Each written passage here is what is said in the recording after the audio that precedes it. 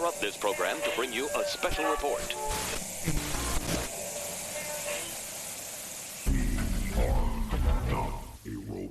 Hello, everybody. Welcome to episode 77 of Not a Robot Podcast's DC Comics review show.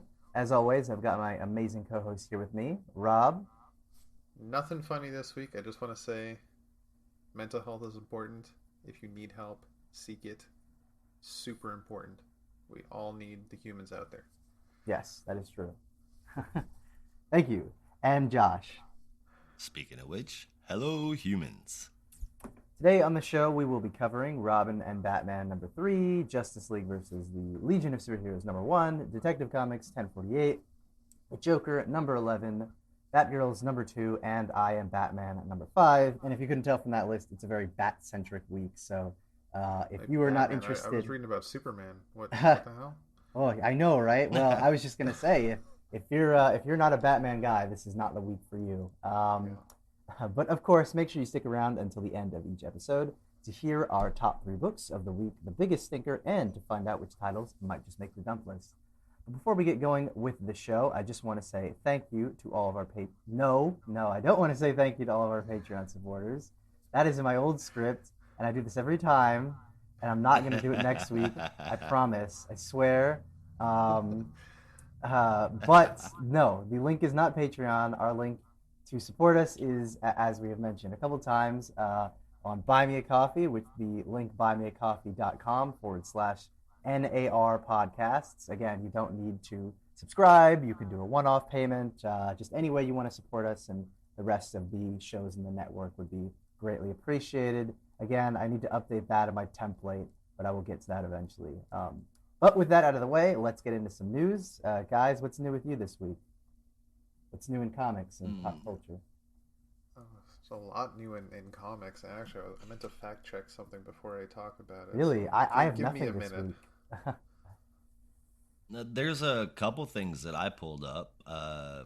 One is Naomi. That started. I haven't checked it out yet, so I can't tell you if it's good or not. But I did see that they are going to give her her own Superman show. Or, excuse me, her own Superman in the show. It won't be Tyler Hoechlin from Superman and Lois, and apparently it's supposed to just be her own show. They're swearing that there won't be any crossovers, but I bet you that only lasts for the first season. Yeah, I'm sure she'll be on Legends of Tomorrow or any of the other ensemble shows or something. Something along those lines. Also, I got a couple other things.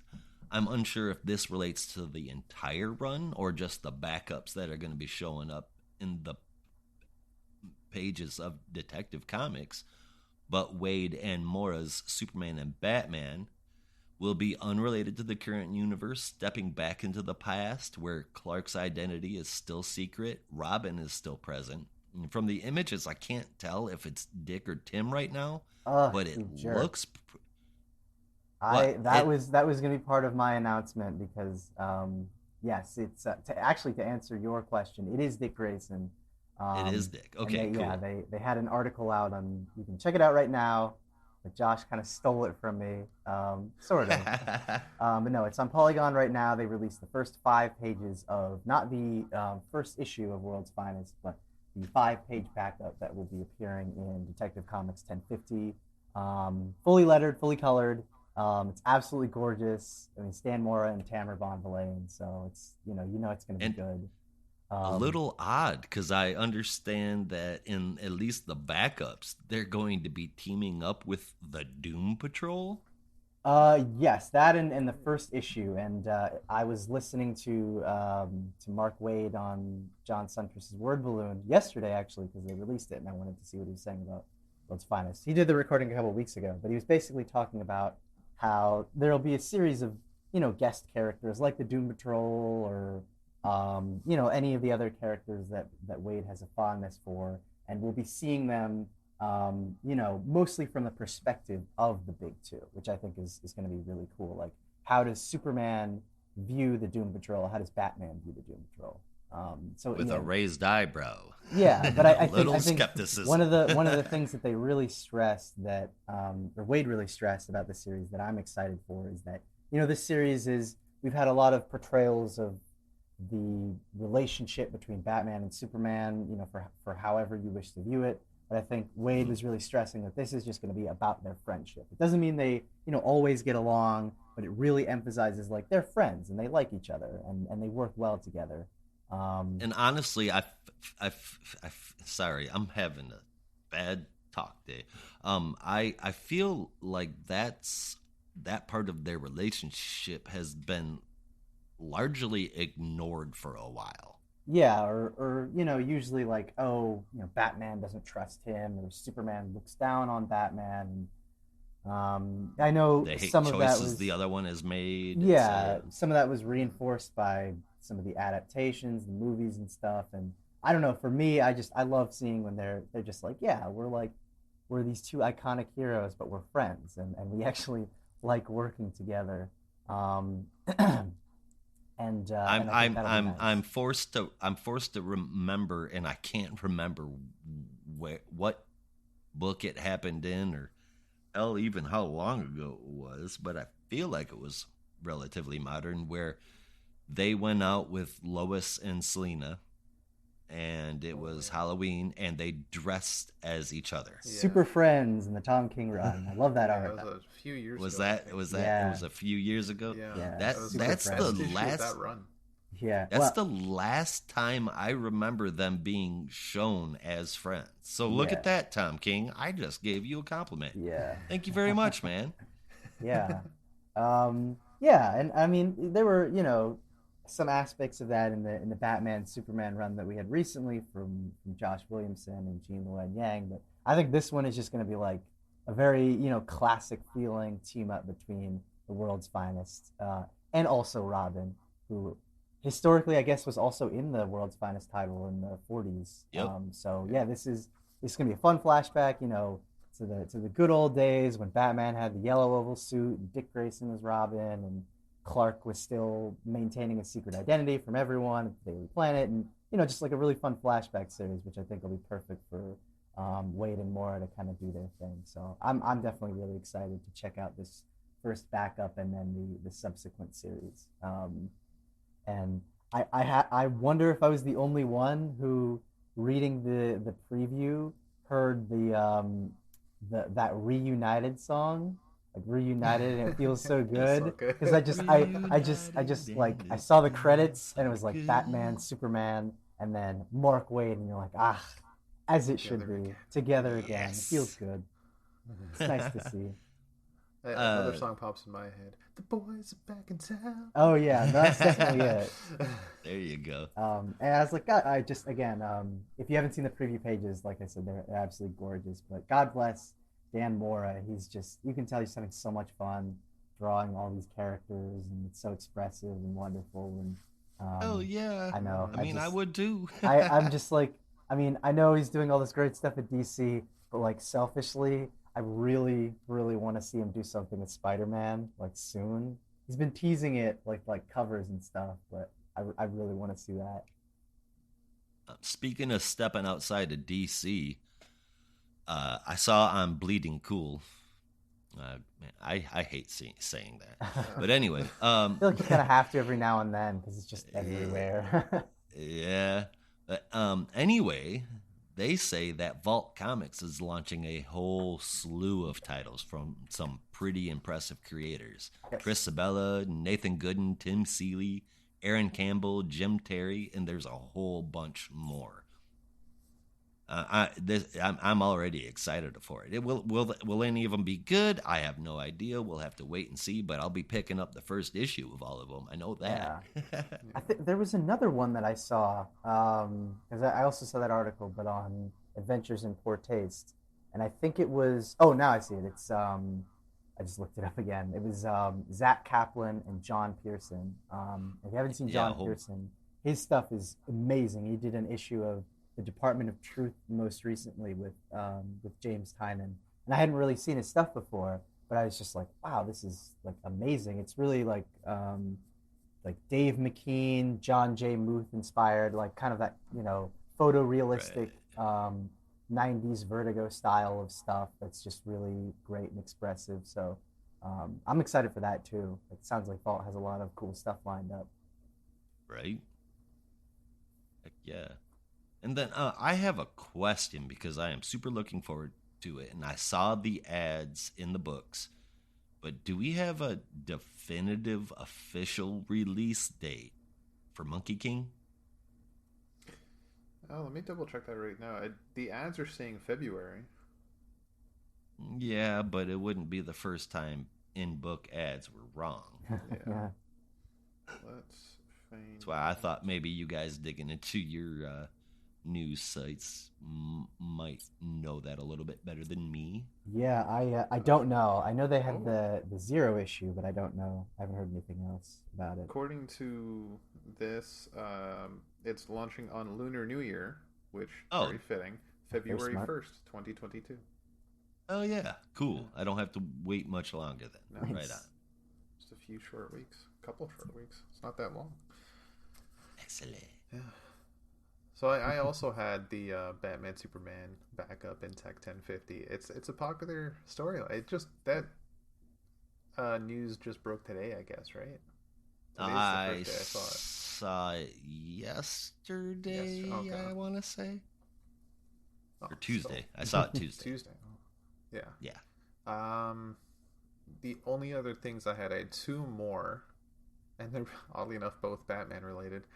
So we have a release date for the Batman Beyond miniseries that's spinning out of the Story Again Urban Legends #7, and that's coming 6-issue mini coming April 5th. I don't know about you guys, I'm super excited. I love Batman Beyond. I talk about it as much as I can because I grew up on that animated series, and also speaking of animated series, there's news about the new Batman animated series from Bruce Timm, Batman the Caped Crusader. They got a big name on the writing team. Oh. And Brendan, did you hear about this? I did hear about this. Yeah. But before you get into this get into this kind of bombshell, Rob, I have to ask you, as a fan of Batman Beyond, I don't know if I've ever asked you this before. Do you ever occasionally use some of the future speak from the show? Oh, I say shui all the time. Yes. Oh my God. I'm so Totally that makes me so happy. You have no idea. I haven't done it in a long time, but I used to say shui too, and I was a lot older than you guys when that cartoon came out. I'm waiting for the day that Creds takes over everyone's. I know. No, when I can start calling people just casually dregs and twips, I will be so happy. I'm like, this is the future I want to be in. You can just start now. Just next time somebody pisses you off, hey, screw you, Dreg. Oh my God! If I can make that grammatical, that would be there's grammatical basis in calling people dregs. Yeah. Oh yeah. Well, yeah. I mean, like the dregs of society. Yeah. But yeah, I'm like, if I can make that happen, that'll literally be the proudest moment of my life. Like anything else I've ever done, forget it.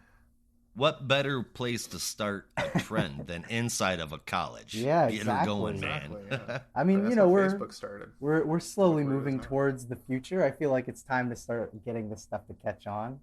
Mm-hmm. Oh yeah, exactly. Yeah, it's got to happen eventually. Mm-hmm. Dregs, you better pay attention. Follow suit, or else you're totally not shui. Exactly. You are shueless. So, as per the bombshell that I'm about to drop as well, none other than Mr. Ed Brubaker is joining the writing team. Shut up! Yeah, it's really cool. The Batman animated series. Batman the Caped Crusader. I keep want to say creped. The Caped Crusader. He's not French. Somebody's hungry. He does eat some crepes, maybe. That's an entirely different Batman. Oh, man. Yeah, wow. That's exciting. Ed Brubaker. That just blows my mind. But, and I never would have even thought of that, but it makes so much sense. Yeah. Bruce Timm already went on record saying that this series is going to be more Batman the Animated Series than Batman the Animated Series. We're going back to like the 90s, and he's got J.J. Abrams and Matt Reeves on his team this time. So it's going to be a lot darker. It's going to be a lot grittier. It's going to be very noir, but also very new at the same time. and having Ed Brubaker on the team, oh god, it's gonna be so gritty and it's gonna be amazing. That's interesting to hear, because I mean, I think we talked about this on the live stream, but those original Batman the animated series episodes are pretty dark. So like, just off the top of my head, there's so many episodes I can think of. There's like, I can't believe they aired this on TV for kids to see. Who killed the Cape Crusader? Yeah. Or again, like the one I always go back to, Feet of Clay Part 2, where it literally just has like this horrifying, well, he doesn't really die, but just horrifying scene where he's like shifting faces. Like, oh my god, I can't believe you like kids watch this. It's terrifying. So with Reeves and Abrams and Brubaker attached, are we for sure that this is going to be a kids show, or is this going to be TVMA? Sure. Well, I feel like now you could probably, sort of like with Young Justice when they brought it back, where like I remember watching, it was like season 3 or something, and I heard them swear for the first time. I was like, whoa, what? I haven't seen season 3. On my show? How could they do this? But I think I forget who said it. It might have been like Greg Weisman or one of the animation guys, but they were just like, the audience of people who were watching it in 2010, myself included, are pretty much adults now. Like, they're fine. Yeah. They can hear a couple swear. They're good. So I think if they were going to do something that was a little bit more adults, even more than the animated series already was, they could probably get away with it. Because at this point, it's like your fan base of that show is very, very grown up. Yeah. Oh yeah. What do you mean very, very grown up? Well, I mean, it's been a couple of years. Well, Christ, I mean, when did that show start? Like 92? So it's been almost 30 years. Yeah, I think so. Yep. Yeah. And it's going to be on HBO Max as well, so who knows? It could very well be TVMA. I mean, honestly, I hope so, because I feel like with people like Brubaker and Reeves, and hell, even Tim's attached, that will give them a whole lot more creative license to get good with stories. Honestly, who gives a shit if they... Yeah, hopefully not too much creative license, at least with Bruce Timm. Well, I don't want another Killing Joke, please. But yeah. Well, it will get potentially very creative, but not overly creative. This is going to be early days of Batman, not quite year 1, but before even Jim Gordon was an ally. Oh wow! Basically, so it's very early Batman. Yeah, that sounds awesome. So the door is just wide open for potential. I hope they bring back. I'm sure he's already involved. I didn't really do that much research on it, but I hope Paul Dini still gets to do like some writing, because he's amazing. He did some of my favorite episodes, and had a really great run of Detective Comics, actually. Can I also say, and I realize that this is maybe asking for too much, but can Mark Hamill please be voice talent? Like, please. I'm sure he will. They literally have him and Kevin Conroy like on retainer if they need to do any Batman or Joker related things. Whenever. Yeah. Excellent. Oh man. I feel like wait, I will be giddy. I don't think anyone's ever seen me giddy before, but I will be giddy if they let Hamill back in as the Joker. Yes. No matter who I love, I find something to love about literally all of the on-screen Jokers, but there is no better voice for him than Mark Hamill. Yeah. What I would love to see one day is if they do, in any Batman cartoon where Mark Hamill's voicing the Joker, and they do like a team-up episode with, say, the Flash, and then the Joker and the Trickster are the villains teaming up, and you just have Mark Hamill voicing both.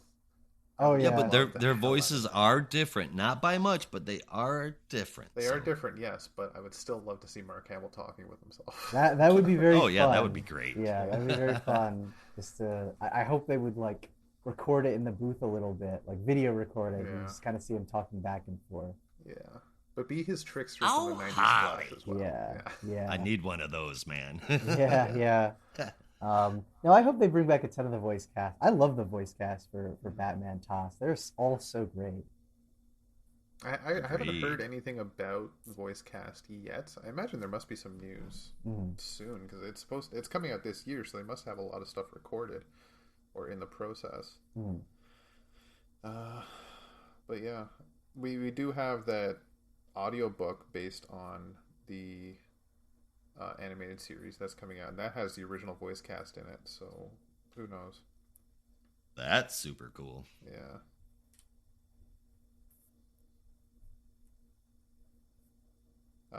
Well, beyond that's it for me for news. But Brandon, you asked me a question about a fan favorite from our childhood. Let me ask you a question.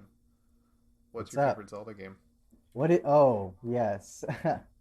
There's plenty to choose. Your absolute favorite Zelda Well, game of for all time, not context, broken down I guess we by should console. give our listeners some context. So on Discord, my username is the Hyrule Elf, and that's a username I've had probably since middle school at least, just because I was obsessed with Zelda. I mean, really obsessed. Like I still have my ocarina back in my dorm. Actually, I pulled that out of storage. Bruh, I'm 43 years old, and last year I bought a Zelda shirt from GameStop. Oh man, yeah, no, I mean, I'm definitely not as obsessed with it as I was, but I still love the universe so much. But anyway, they were finally someone decided to ask about what my connection was to Zelda, and I sent a panel from the Claremont X-Men that was just like, why didn't you tell us? And it's like, well, you never asked, so here you are. Here's your answer. No, my favorite game, I think hands down is probably always going to be Majora's Mask. That one I just had a lot of personal connection to because they did a 3D re-release back in 2015, and that was like the first video game I like saved up money for and bought the day of, like it was a day of release, and I walked over to the game store. They had a video game store near our middle school, which was kind of weird, but I wasn't complaining. It was like a video game and magic store. Anyway, but yeah, walked over, bought it that same day. Didn't do my homework for 3 days. Just like sped through the entire thing. Well, it has to be 3 days because that's when the moon crashes. Of course, of course. Yeah. No, I mean I was obsessive because I wanted to 100% the whole thing, so I could get all the items and everything. Like I painstakingly went through everything I could to get the Great Fairy Sword and like all the other side quests. Made sure I had every bottle and every enchantment I could have. So yeah, no, that's a game I love, and I can still come back to Majora's Mask and have so much fun with it. Mine, my Zelda game that I once it came out I could never get enough of was Ocarina of Time. Oh yeah, that's a close runner up for me. And then, to be honest, I mean, there was no game that I ever believed could ever touch that until I played Breath of the Wild. Yeah. That is a quintessential game. Oh yeah. The best game of all time, according to I think it was Game Rant. Apparently, yeah. I mean, I can definitely believe it. But Rob, since you asked the question, now I have to turn it back on you. What's your favorite Zelda game? So my favorites, and this will shock a lot of people. I played a lot of fucking Zelda games, but I can I as guess? As you should. Can I guess what your favorite is? Yes, you'll never guess it. Legend of Zelda 2. No, I can't. Wait. Can I guess? You said it's weird, so yeah, I'm gonna guess it's either Wind Waker or I don't know, like, Link's Awakening. Or what's the Spirit Tracks? Spirit Tracks. Wind Waker or Spirit Tracks? Spirit Tracks was interesting, but it is Wind Waker. But that was my first Zelda. Yeah. Wind Waker was my first Zelda. I played Ocarina like 3 times. I've never once beat it. Oh no, you have to. Yeah, I have to go one Yeah. day. I will actually pull out my Wii because I have it on Virtual Console, and I will actually play that to completion. I will hold you. I got to that. stuck on Phantom Ganon, and I just couldn't.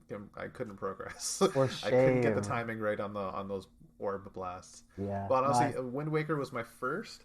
But Mhm. I will put it up there with Twilight Princess. I loved the art style, and the story in Twilight Princess was just fantastic. I still think Princess Twilight was a pretty good Princess one. was really underrated. Yeah. Arbiter's Grounds is honestly one of my favorite dungeons of all time. Oh I thought yeah. that one was so much fun. Yeah. Yeah, no, But that yeah, and like Josh said, Breath of they the Wild is. I don't know if you guys saw, but they did a re-release of Skyward Sword on the Switch. Yes, that is actually one that I'll never touched. Yeah, I so didn't want to get that into it on the Wii.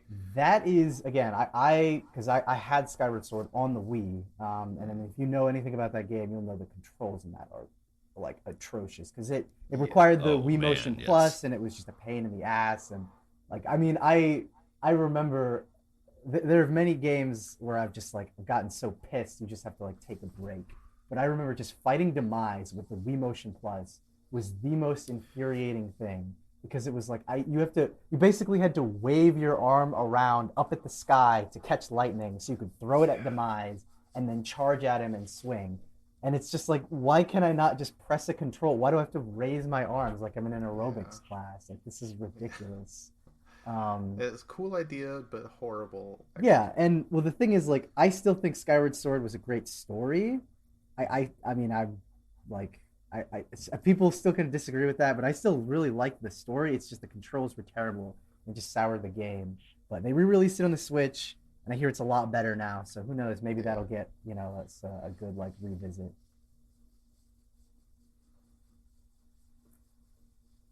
Oh yeah. Yeah, maybe one day we'll actually get Breath of the Wild 2.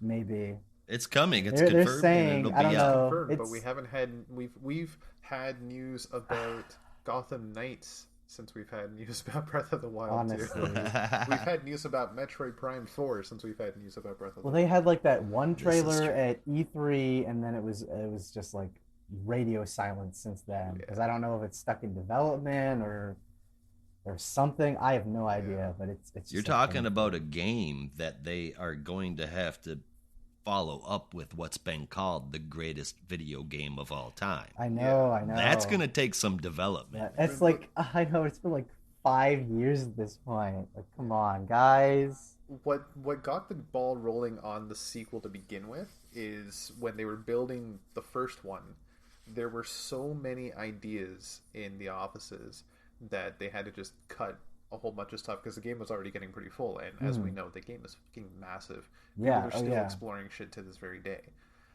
Yeah, no, And they really took the open world concept and just Yeah. like fucking Oh, ran yeah. with it more than I mean, really more than any other Zelda game.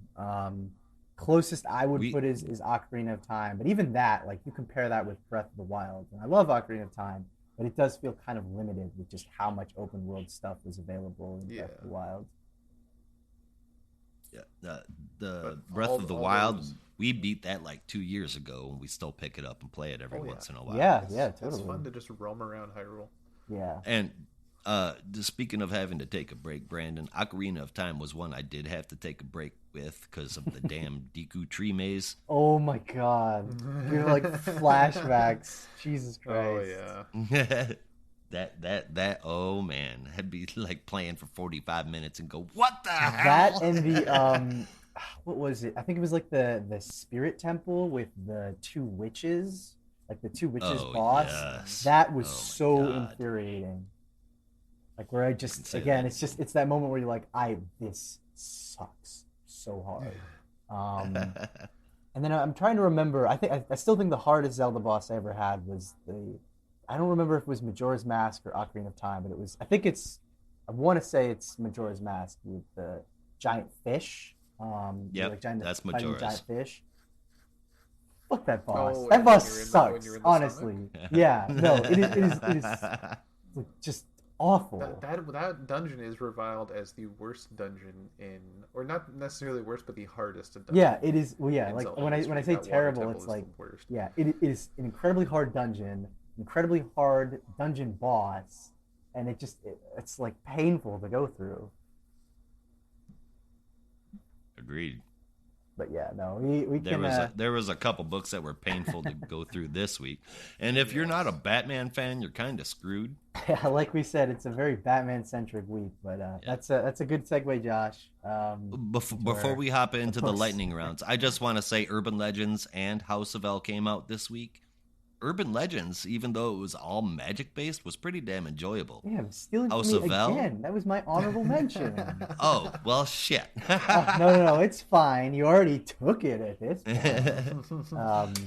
I'll just House of co-sign L that. was really, really, really, really long read, but it wasn't bad. It was just a lot. Mhm. That's it. I hope I didn't steal anything No, else from no. you. Yeah, no. My honorable mention was also going to be I told myself I was done with Urban Legends after 6, but it's just been pulling me back every issue because I see the previews and I'm like, all right, I'll try it. And then you read one story and you're like, yeah, I can check out the issue, and it's like 4 months later and I'm still reading it. But yeah, no, Batman Urban Legends, like Josh said, it's a really great like magic focused issue. I think a great team up with Batman and Zatanna. I think a really unexpectedly fun story from the White, or no, sorry, not the White Witch, from Eternity, who's a character I'd never heard of before. And Me either, actually. yeah, I guess he was like they give you like a little editor's note, like, oh, he appeared in this series, and I was like, oh, I've never heard of it, but I might check it out. It was like kind of cool. And then a story from Ram V and Anand, which I was really excited for. The team from Blue and Green, which again didn't love, but I was excited to see what they could do in a DC book, featuring the White Witch, and then Blue and Green is awesome. Just saying. yeah, I know. When we have another live stream, we can talk about that. And then I think a really really kind of sweet but hilarious story, which I think is to be expected from Mark Russell, featuring Ace the Bat Hound and Batman teaming up and working to fight against Russian mobsters and Professor Strange, Hugo Strange, whatever. Yeah, anyway, Hugo. you know what I mean. Hugo Strange, Yeah. Doctor Strange. Doctor I mean, Strange. Not the same. He's Probably technically Doctor something. he technically is a doctor, I think. So, Yeah. Well, yeah, Doctor Batman, Doctor. Anyway, yeah. No, Urban Legends. there's I would doctors recommend it. everywhere. Yeah, I would definitely. You know, recommend it. I personally think that if you're in the DC universe, you probably shouldn't become a doctor because they all become supervillains. Yes, yeah. Yeah. If you're a doctor in anything, chances are you're probably going to turn evil at some point. Yep. Especially if it's like some field of science. Man-Bat, Victor Freeze, Hugo Yeah. Strange. I mean, it goes on. Even if and you were on like, and on. if you had like a, I don't know, like let's say like a doctorate in astronomy or something, if that's even a thing. I'm sure there's some way that you would be turned evil, like I don't know, like Dr. Star or whatever. Like you would just Star Killer. yeah, you would like there would be some origin where because you're a doctor, you would be turned into an evil villain. It just happens. I think there needs to be a one-shot about that subject. All right, well, should we get into some of our lightning rounds before we get into our main reviews for this week? I think so. Yeah. All right, well, to kick us off, we'll be looking at Robin and Batman #3, the conclusion to the Robin and Batman series. This is, of course, written by Jeff Lemire with art and colors from Dustin Nguyen and letters from Steve Wands. Really, this was, again, like kind of the most of the series, really a quick read. It just sort of picks up where Dick Grayson had left off. I think he's in kind of a harsher place than he was before, where instead of being afraid of the darkness, he's really embraced the darkness, and you can see him just wailing the crap out of some thugs alongside Batman, demanding to know where Killer Croc is. We get some more scenes between Bruce and Dick and Alfred, where Alfred is really pushing Dick to make sure that he's continuing his studies and going to school, and Bruce is just totally apathetic at first before Alfred kind of needles him and says, no, you need to make sure that your ward is going to school. We also see that Dick has sort of become more antisocial, I would say, where someone invites him to play D&D and he basically tells him to fuck off, which was very relatable for me because I've been in that situation a couple times. But before Dick can really kind of process any of that kind of stuff, the PA announces that someone has entered the building and that someone is none other than Killer Croc, who, as we know, has been on the hunt for Dick Grayson for the past 2 issues and now is found and located him at the school and was going to hold the principal hostage and everything else until Robin showed himself. And while he does eventually make his way to Killer Croc, Batman decides to intervene, but he himself is kidnapped, taken to the carnival, and so on and so on. And really, again, I think that latter portion of the issue really just kind of wraps up a lot of the stuff with Killer Croc and Dick Grayson, especially tying back to their time together at Haley's Circus.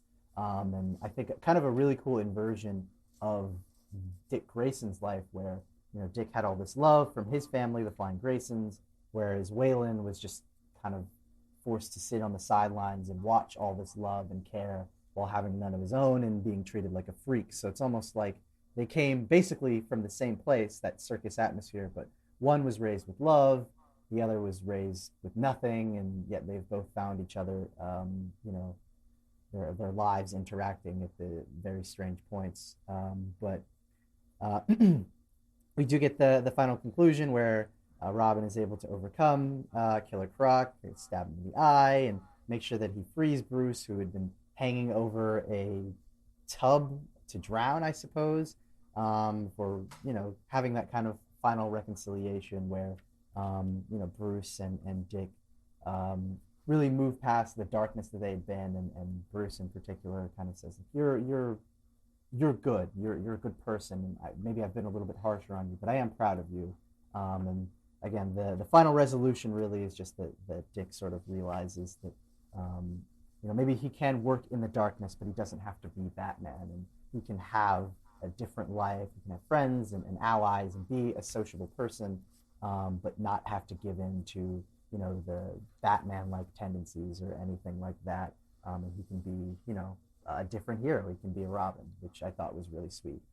Oh yeah. Yeah, but again, in terms of the conclusion, so I ended up giving this issue a 7.5, because while I love a lot of the ideas and themes in this issue, I do think it was just a little bit rushed in some places, and I think Dick comes to some conclusions that feel a little bit unearned, where he seemingly is fine in the darkness, and goes to rescue Bruce and everything, and has the little moment where Bruce is like, I know you've been trying a lot, but I just want you to know that I am proud of you and all that stuff.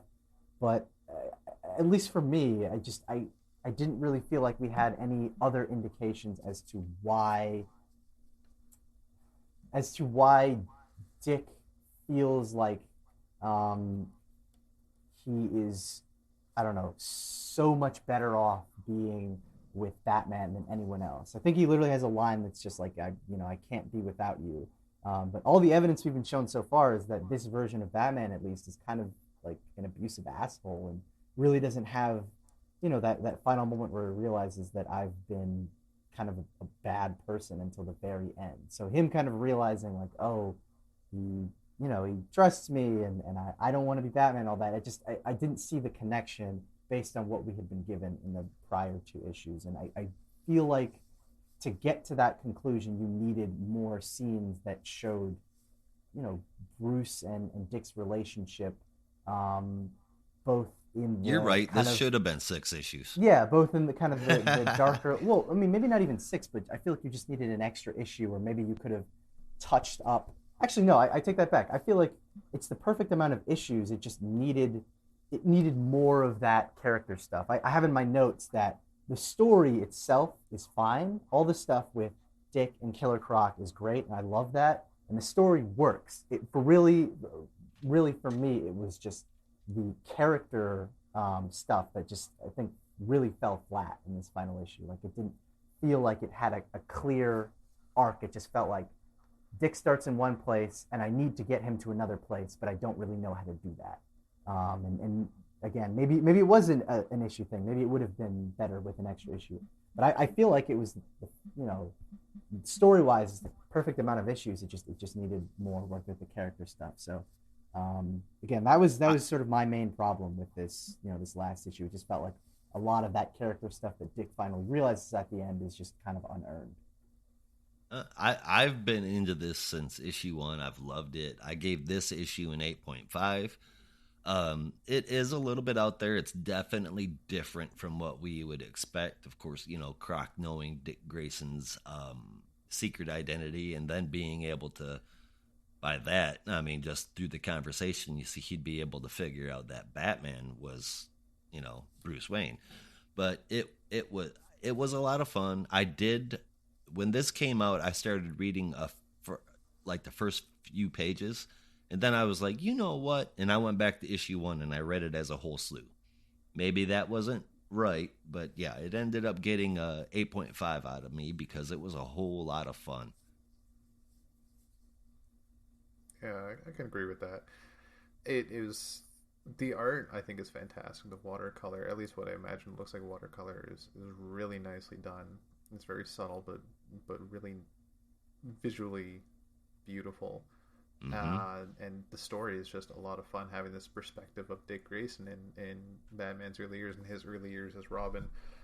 It's something we've seen many times, but not like this, and I think is a very interesting twist. But this issue, I did love this issue, but the story just, it's been years since I watched it, but it just reminds me of the end of Batman Forever. You shut up. Interesting take. It's just from what I remember from when I was a kid, because the last time I watched it was when I was a kid. It's the same idea. Batman's stuck, and Dick was being a dick, and then he puts on the Robin costume, and he goes and saves Batman and proves himself. And then Batman was like, okay, you're good after all. And then they go and take out the villain together. Same basic idea. But this was still, it was so much better. This was so much better. And you didn't have like a 25-year-old man portraying a 13-year-old. Right. I have this weird feeling that I'll eventually forgive you for that. I think there's a lot of people that won't. So at least I have that. There you go. All right, that's Robin and Batman. What's up next? We have Justice League versus Legion of Superheroes, #1. Rob, you can get us up to speed on that. Yes, sir. This is from Brian Michael Bendis writing, with art by Scott Godlewski, colors by Ryan Cody, and letters from Dave Sharp. In the 31st century, the Legion are attending to a giant alien threat, and afterwards Triplicate Girl gets attacked by something, and one of the trio goes missing. This is due, apparently, supposedly, what I think is due to the great darkness seen in Future State Black Adam. The third Triplicate Girl ended up in the 21st century with the Justice League, who had their own run-in with the Great Darkness that nearly sucked Wonder Woman in. And with the help of John Kent, the two teams meet up in the present day, but all except the new Gold Lantern gets sucked away to who knows where. Now with this, I rather enjoyed the Legion parts. When you have characters that are 1,000 years into the future, it's really hard to really get a pinpoint on their voices. So anybody writing it, to me, it could be interesting. But the League parts were just not interesting. They were not great. It was the same shit that we had before, the same dialogue, the same voices, which makes sense, but it's not voices that I'm into. It's just too much talking. Black Adam does not talk that much. He doesn't need to talk that much. He doesn't need to be that sassy. He's brooding. He's more brooding than Batman. And for a book called Justice League versus Legion of Superheroes, I suspect there won't be a lot of verses going on, but that might be in part 2, so we'll see what's in store. And just a nitpick from a Lantern fan, the Gold Lantern's in the 31st century. He's arrested Bender Benning Rodriguez for drunk and disorderly. So why is the costume so basic? It's the same design the GLs wore 1,000 years prior, and even then the whole Corps got to pick their own suits. And this guy might not even be from Earth. Why not change it up a bit, make it more stylized? That, and this is honestly just coming from a Lantern fan, that stuck out at me. That you have all these people in the Legion from all these different planets, some from the planet Earth, with just wildly futuristic suits, and he looks exactly the same as a guy that existed 1,000 years prior. It just seemed a little bit odd. Yeah, it would have been cool to have kind of a fresh, new design for a brand new Lantern or something like that. I get the classic look, but maybe it might have been cool. But it's definitely not classic. This is a very futuristic character. Yeah. So might have been nice to have something like that. Yeah. All in all, I didn't hate it. I'm interested in what this Gold Lantern's about. We'll see if, I guess, the whole thing is being marketed as a mystery of the Gold Lantern, but Naomi was also marketed as the biggest mystery in the DC universe, and that was disappointing. So we'll see how it goes. Well, I have a feeling how it's going to go, considering that Naomi was the biggest mystery in the DC universe, and absolutely nothing has been solved 2.5 years later. I bet you we won't know shit by the end of this series. Yeah, everything we know about the Gold Lantern now is all we will know. Yes. Probably, if I had to wager a guess. Yeah, but I He's a did make a lantern, prediction and he's that Gold gold. Lantern's ring is the power is maybe tied to Naomi's, and that's honestly just based on the color. It's definitely a possibility. I mean, I don't. What was the explanation for her powers? It was like some kind of crisis fallout or something that gave people on some Earth in the multiverse powers or something like that, and she was like a refugee. If I remember that miniseries correctly, it's been a while since I've read it.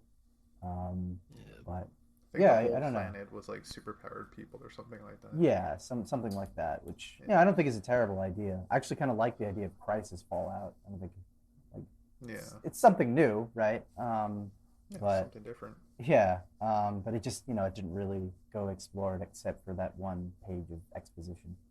Mhm. But yeah, what did you rate it? I gave this a 7 out of 10. It's enjoyable for now. We'll see how it goes. Yeah, Take it with a grain of salt. yeah. No, I also gave this a 7 out of 10. I really dug the art from Scott Godlewski, and I think it worked pretty well, especially when having to draw all these different characters. It can seem like it might be overwhelming, but I think it kind of worked pretty well. Um, the first issue was fine, but if I learned anything from what was it called?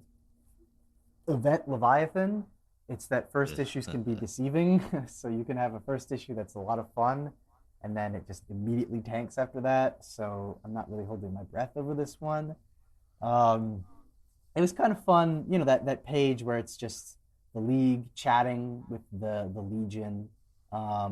Which, I mean, Christ, what is this, like the fourth version of the Legion the League has met at this point? Like, they've met the classic Legion, the 90s Legion, the Mark Waid Legion, the classic Legion again, then this Legion. I feel like they've met so many Legions. It's funny, Black Canary has like a line that's just like something like that, where it's like, this is definitely a whoa moment. I was like, Dinah, you've seen like 4 different versions of the League. This for you should be old hat by now. Yeah, You've just seen got a all lot. your memories back up every time. Like, Yeah, you and the rest of the League have met so many different versions of the Legion. This should be like, figures. This happens every couple of years, but Right. yeah. In terms of story, not a ton happens. It's mostly just set up. So I guess we'll see where it goes. I think there could be something cool with the Great Darkness, though. I don't know. I'm not, like I said, I'm not really holding my breath on how that's all going to play out. I suspect it probably won't be a lot, but hope springs eternal, so maybe there will be something. Who knows? But yeah, it's it was like a decent first chapter, I guess. The great darkness of great darkness from the great darkness. Yeah. Sinmar. Yes, yeah. And I don't know. I guess there is kind of a part of me that, I mean, for as interesting as it might be to see the Great Darkness, I do kind of wish that the Legion would just kind of move on from this. Like, it feels like the Legion have like 3 types of stories, and it's infighting or fighting with the United Planets, the Great Darkness, or the Legion of Supervillains. Like, it's one of those 3. Take your pick. So it would be nice to see something new for once, not just another retread of the Great Darkness saga, which is a great story, but you don't really have to ape off of you don't have to ape off of their success. You can tell your own stories. So, like I said, I'm wrong, right? So it's I'm not brushed up on my Legion history. That's not weird to say, seeing as they're 1,000 years into the future. I It's know. not the same. You're not brushed up on your future Black history. Adam. Well, yeah, there is a Great Darkness from the Great Darkness saga where they meet Darkseid, or like an effigy of Darkseid. It's been a while since I've been through that story, but that's kind of like a well-known Legion story, like classic Legion story, from that era when the Legion was actually popular. Fair enough. Now no one cares. There was one other thing I forgot to point out. I don't know if you guys noticed, and maybe this is part of the style, I don't know. But when the League and Wonder Woman was being sucked in, initially when it was just the League, and then later when it was both the League and the Legion at the end of the book, the panel for the League getting sucked in was exactly the same dialogue from exactly the same people in exactly the same way. Yeah, I thought that was supposed to be like a mirroring thing, where it's like the Justice League does it and the Legion does it. Or maybe I'm being too generous, but I thought it was like, oh, I get what you're trying to do. Like they're very different, but they're very similar in their own ways. But yeah, I don't know. It's like I said, it's a fine first issue. It it does what it needs to do. The question is, will it continue to do that for the next 5 issues? Who knows? Yeah. I'm gonna pass it over to you, Josh, with the caveat. Let's try and keep this civil for my Oh, blood pressure's absolutely. sake Nope. and for everyone else's. I know we've been I, chatting I, a while for the lightning round, but you've been very quiet, I'm so I wasn't sure if you had something that you were sitting on that he's you were ready so to drop. smart. But So no. I was just like, let's First, be I calm want to now. say, that I did like Godlewski's art. I do. As far as compared for the Legion of Superheroes, no offense, but he's not Ryan Sook, who will just. I mean, he blew my mind when he drew that stuff. But second note, again, as I've said in nearly every single Bendis book, just because a character is on the page does not mean that they have to say something. But if they're not talking, no one's laughing. At the end of the day, though, I had literally one comment about this, and it was sweet steaming piles of manure. What the hell was that? I gave it a 4 out of 10, and I'm really sorry, Godlewski. I could not get into that. It gave me a headache. Fair enough. That was pretty nice. Yeah. Yeah, it was very succinct. I'm happy. Yeah. You didn't give it a 3, so Yeah. there's that. There's that. Small levels of improvement, I guess. Well, with that, we can make our transition into our main reviews for this week, unless you had any other lightning round or honorable mentions you wanted to throw in. I do believe that's it. Yeah.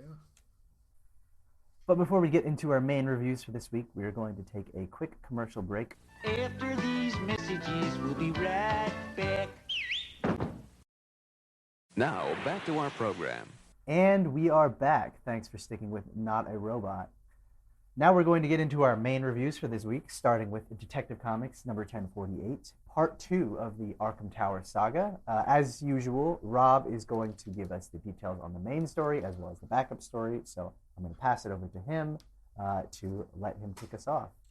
All right, so this is from writer Mariko Tamaki with art by Ivan Reis, inks from Danny Mickey, colors from Brad Anderson, letters from Ariana Maher, and a beautiful cover from Irvin Rodriguez. Yes. Hey, I do think it is Maher because Yeah, I think it's Maher. I had a principal named Mr. Maher, and he spelled it the same way. Well, what's his name? The talk show host is Bill Maher. Or is that spelled Yeah. differently? I don't know. I think it's spelled. Yeah, I think it's spelled like that. So Yeah. All right, Maher. Okay. that's the only time I will mention Bill Maher on this show. 'Cause he's Right. not a person. Or on any show. Yeah. All right, so 14 days after the tower is opened, Kate Kane goes undercover as a doctor looking for a job to get a closer look inside. The interview goes very well, and she does get the job after meeting the likes of Anna Volzhin, among other patients. Back in the underground base, Kate, Barbara, and Dick begin to formulate a plan to figure out exactly what's going on inside and how to contact a mysterious woman. Meanwhile, a look at Dr. Ware's childhood shows that his mother went insane and killed a bunch of people in front of him. She was admitted to get help, but he was to be taken care. Oh my God, he was to be taken to a care home, but ran off before the car arrived. And now, with his mom's credit card and new freedom, he eats pizza menacingly and seemingly dangerously at the same time. There's something a little twisted about Dr. Ware. Oh yeah. And speaking of twisted, so we got Anna Volzhin, we got Toby Ware. Is Dr. Ocean's first name Handel? Right. These names give Tynion a run for his money. These Yeah. are some really interesting character names. Yeah. It's levels that haven't been seen since early James Bond. Oh goodness! But I am gonna. You are right there. Yeah, I am gonna correct you a little, Rob. it was not his mother's credit card that he stole. I actually didn't notice this until I reread it earlier this morning. It was the doctor's credit card, which I think it was if you look closely on like the little credit card, it says Harriet, I think London or something like that. And you can see it's like, it's the woman's credit card. So I think it really kind of shows that Weir is, someone who maybe has a little bit more going on, in his head than we even know, that he's willing to kind of steal from the doctor who's really trying to help him. But I didn't notice that either until my second read through, and I was like, whoa, this kid is a little thief too. Mm-hmm. Well, yeah, that does change things a bit. Like this, Dr. Weir's got some stuff to him. There's a lot more story to go, and it's still a very fascinating story.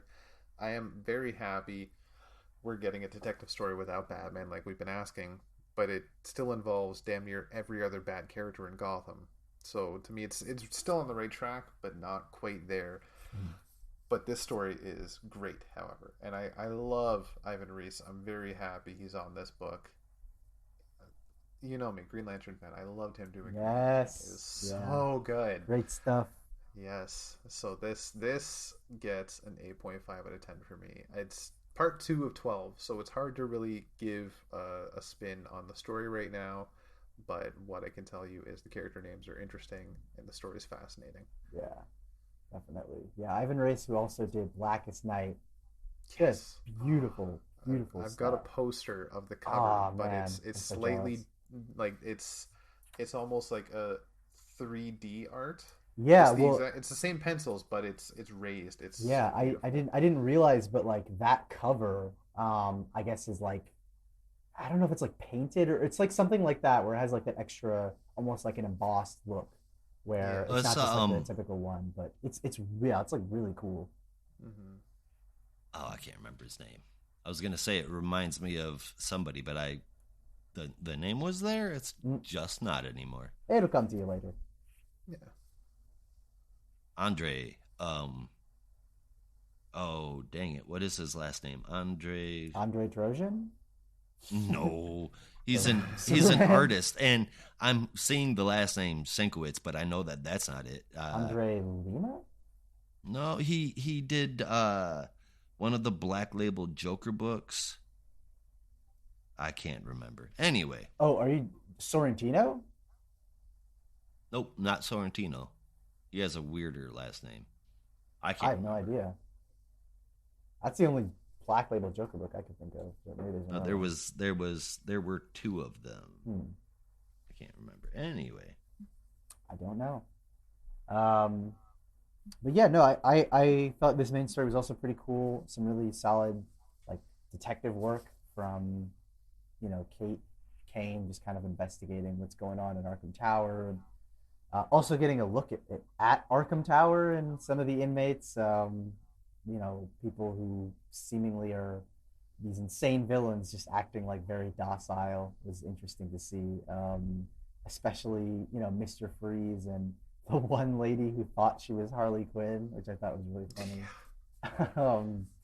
But yeah, no, just like just solid stuff. I think for me, just as compared to the last issue, which was, felt really high octane, and it's just like we're just leaping right into the madness. And this was it felt like we're slowing things down, which I appreciated. But I think there definitely could have been some scenes where maybe could have had a little bit more, action, and it doesn't have to be like fighting, just, progress it a little bit more rather than just like kind of Kate and Dr. Weir walking around Arkham Tower and then talking. Like I might have liked to see more coordination with the Bat family or stuff like that. It just kind of moved forward. So I gave this a 7.5. Like not bad at all. Just a little bit slower than the last issue.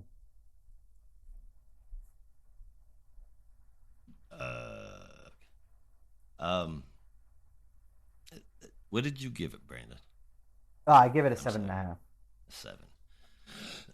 Excuse me. I got a few comments here about Detective. First is there is zero need for a Dr. Weir origin. He's dead. But unfortunately, no doubt it will be continuing into next issue, maybe even the one after that. We got to find out why they wanted to kill him, like we don't. He got chucked out the building. We got to find out, some more backstory, like what happened that made the inmates just be like, "Ah, fuck this guy," while they were all, docile and ready to cooperate before. Oh, hey, dude, it was Sorrentino. Oh, Andrea, yeah. not Andre. Yes, Oh, man, yeah. my brain was... Okay, I feel better now. Hey, that's an easy mistake to make, honestly. But second, Batman said he had someone on the inside. Batwoman is in there acting as Dr. Fro, and they have Harley locked up. If Batwoman is the inside person, what the hell is Harley doing in there? That part makes Oh no, no yeah, sense. no, that's not Harley. That's like I said, it's a woman who thinks she's Harley Quinn and decided to terrorize a mall or something, which I thought was all right, funny. because That's so Gotham. Yeah, right. All right. Third, who is Dick asking about being in the hospital? Because they don't even allude to who it is, and I can't see how that would be that big of a surprise, unless it is that Harley girl. But again, I would have saw it as Harley being an inside person, but an impersonator, obviously not. Yeah, I think that's kind of the mystery. Everyone's kind of speculating who is the person they have on the inside, and I think I don't know, but based on that last page that we had last week in 1047, my guess is it would be Huntress, who's probably just like embedded in Arkham right now and is keeping tabs on the inmates to see whether or not they go off in the deep end. But again, we still kind of have to see like how they're all doing it. But I don't know. We'll have to see. Also, Lemire did a Black Label Joker, but Killer Smile, just saying. Yes, yeah, that's the one with Sorrentino. That's why I was like, was that the one? Is there another one? I didn't know. The art looks great in Detective. Yeah, there was Joker, Harley, Criminal Sanity. Yeah, I didn't know. But anyway, the art looks great, like I said, but this was meatless. Well, okay, maybe not devoid of meat, but a little like ordering a steak and getting a slice of bologna. The art was really good. I was very disappointed in the rest of it. I gave it a 6.5 out of 10. Ooh, harsh. Well, not really. I mean, that's not terrible. Not from me.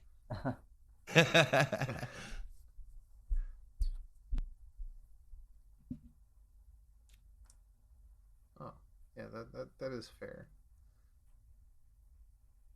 We got House of Gotham coming up next. Yes, sorry.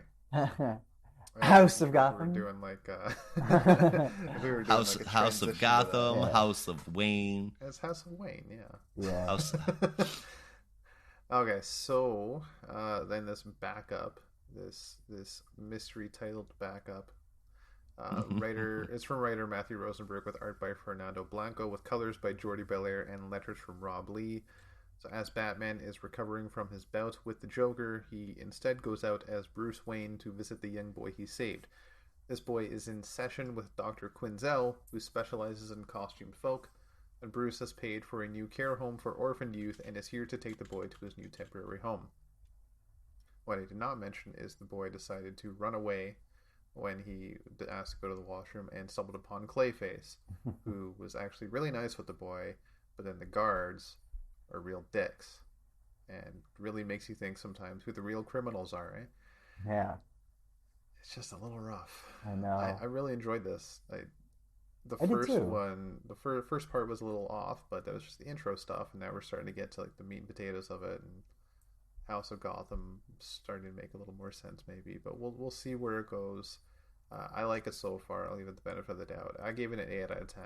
I do enjoy some Matthew Rosenberg. Yeah, this one also got an 8 out of 10 for me. It was, like I said, just kind of last week, it was a really interesting concept of, a family, a boy in particular, that has kind of been affected by Gotham's madness, especially Batman and Joker, who's now thrust into this, Arkham Asylum system and all that stuff. And like I said, I think it's a cool concept, and I just kind of see how they can play around with that. Yeah, it kind of worked for me, and I thought the art from Fernando Blanco was cool. It's just like kind of a cool side story that does its own thing and is kind of inoffensive. And I thought the boy's little relationship with Clayface, where he's kind of being really sweet, kind of reminded me of when they had like the Cass and Clayface relationship in the Gotham Knights book from Detective a little while back. I liked that. Yeah, Yeah, it's just sure. like It was really good. it's like this was just like, yeah, Clayface kind of has a heart. Like even if he is a disgusting mud monster, the monster is on the outside, not on the inside. Exactly. Um, so yeah, no, this one, like I said, also got an 8 out of 10 for me. I kind of dug it. Well, I am never one to shit on Rosenberg. But this entire story seems completely pointless, and I found the art really unimpressive as well. Just being honest, I could only give this a 5.75. Interesting. Yeah, I mean, if this kid grows up to be Nero 19, who cares? If this kid grows up to be Riddler, who cares? I mean, I honestly couldn't give two shits about who he turns out to be, Oh. unless it's like another mysterious Batman relative, like Hush, which just, I mean, none of that. I'm not going to go into it too much more. I got a 5.75 out of me, and I'm just going to leave it there. Harsh. This week, Josh is playing the role of Russian judge. I know, my God. The whole book got a 6 out of 10 for me. It really let me down this week in a huge way, especially how much I've loved Detective Comics up until this point. Yeah, this one got a 7.75 for me at least. Like even if the main story was kind of slowing down from the intensity of last week, I still thought like I understood the purpose of it, and I understood why you kind of need an issue like this. Maybe if there were some things that I would have liked to have seen, but otherwise, like it was just kind of solid. And then I thought the backup like still kind of an interesting concept, and I dig the art, and I dig where the story might be going. So yeah, I don't really have a problem with it. But how about you, Rob? I really enjoyed it. Yeah, I'm curious to see where it's going, and I don't think this kid's really going to be anybody. I think this is just going to be a little story that Matthew Rosenberg made up, and that's all it is. I don't think this is really going to be. It's not continuity, but it's not important to continuity. It's just a thing. Yeah, sometimes it's just like you have these little side stories, and I guess it just kind of depends on your taste. Like maybe if you want something that's more important and more relevant, you might be a little bit unhappy with this. But if you're just looking for like a story of people in Gotham that are affected, like a boy whose life is just kind of turned upside down, like yeah, this kind of works for you. And maybe because I'm not really picky on that stuff, like it kind of worked for me. But I understand if you want something that feels like it needs to be more relevant. So yeah, but with that, I feel like we should probably do something a little bit lighter, maybe something that's a little bit less depressing. I don't know. Oh yeah. I feel like we've been talking a lot about all the craziness in Gotham and yeah. Well, you know what's little less kid. depressing and a little lighter? I was just gonna say something that I feel like will get our spirits up a little bit, and that is Holly. the Joker. That is a great way to segue. That would be the Joker number 11, a fun, lighthearted story for the whole family. Yeah. I'm gonna pass that one over to Josh, and I think he's gonna summarize it with a big old smile on his face. Yeah. 'Cause what's more lighthearted than cannibalism and murder? Of course. Exactly. Almost killing teenage girls and getting rich off of it because he found oil. Like last Friday? Or shit, shouldn't have wait, said that. What? Do we need to have a talk? I'm just kidding. Written by James the Tiny Onion Part 4 with an art team made up of Giuseppe Camicoli, Cam Smith, Lorenzo Ruggiero, Adriano Di Benedetto. Ooh, I have a hard time saying his last name. Arif Prianto and Romulo Fiardo Jr. with lettering by Tom Napolitano. The cover was from Camicoli, Smith, and Prianto, and it looks pretty good. So this one starts out with that weird hillbilly family, the Sampsons. First in a flashback where they join up with the secret organization that runs everything and all things, the Network. Very creative name, Tynan. Then we are still with them as it changes to today where old Mr. Sampson tells them to get ready because they will be eating clown meat tonight. Next, Jim Gordon is not dead.